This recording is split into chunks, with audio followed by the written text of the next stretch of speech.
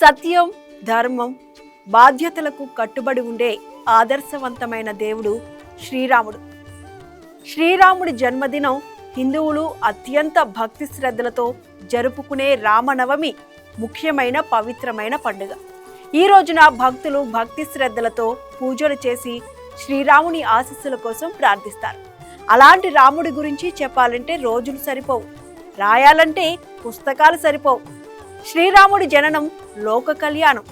ధైర్యశాలి, దీశాలి, ధీరుడు, ఎదురులేనివాడు, ఎదుర్కొనివాడు, గుణంలో శ్రేష్ఠుడు, రూపంలో సత్యవాక్కు పరిపాలకుడు, మత్సర్యం లేనివాడు, అందరికీ మేలు చేసే మనసున్నవాడు, తల్లిదండ్రుల పట్ల భక్తి భావం గలవాడు, పెద్దల పట్ల వినయ విధేయతలు గలవాడు, ఏకపత్ని వ్రతుడు, అందమున్నవాడు, అసూయ లేనివాడు, అన్నదమ్ముల పట్ల ఆప్యాయత గలవాడు, కష్టాలెన్నెదురైనా ఓర్పుతో నేర్పుగా విజయం పొందిన సాహసికుడు, అందరికీ లోకంలో ఆదర్శప్రాయుడు, అందరివాడు శ్రీరాముడు. జై శ్రీరామ్.